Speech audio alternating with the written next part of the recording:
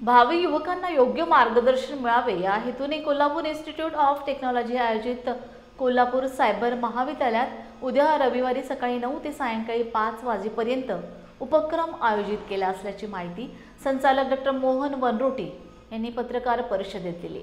गेली 12 वर्ष हा उपक्रम आयोजित केला असून आजपर्यंत देश विदेशातील 62 मान्यवरांनी मार्गदर्शन केले आहे। तरुण पिढीला मार्गदर्शन मिळावे या हेतूने हा उपक्रम आयोजित केला आहे। आणि लेखक आहे हे संदीप वासलेकर, आपल्या सर्वांना माहिती आहे की या वर्षीचे ते आमचे पहिले गेस्ट आहेत। ते लेखक आहेत, जागतिक घडामोडीविषयी ते मार्गदर्शन करण्यासाठी या कार्यक्रमात उपस्थित राहणार आहेत।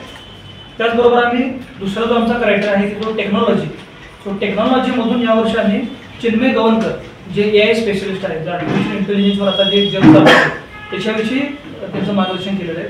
खूप छान नाव आहे टेक्निकल एक्सपर्टमध्ये, त्यांना इन्व्हाइट केलं आहे।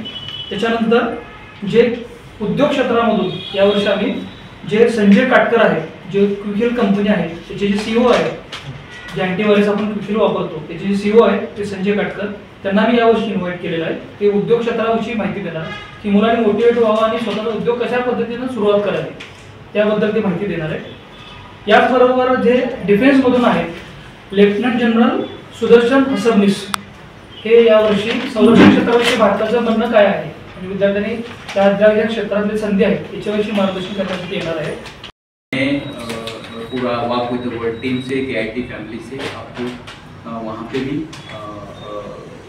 इन्विटेशन देता हूँ। एक सेशन आप जरूर अटेंड करिए।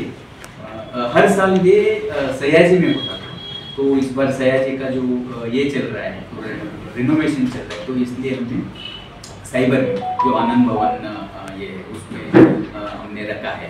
तो यूजुअली हर साल 12 से 15 से तक स्टूडेंट्स इसमें भाग लेते थे, तो 2000 से 2500 स्टूडेंट्स कांटेक्ट करते थे। लेकिन हमें तो सीट फुल होने के बाद हम कुकिंग स्टॉप कर देते थे।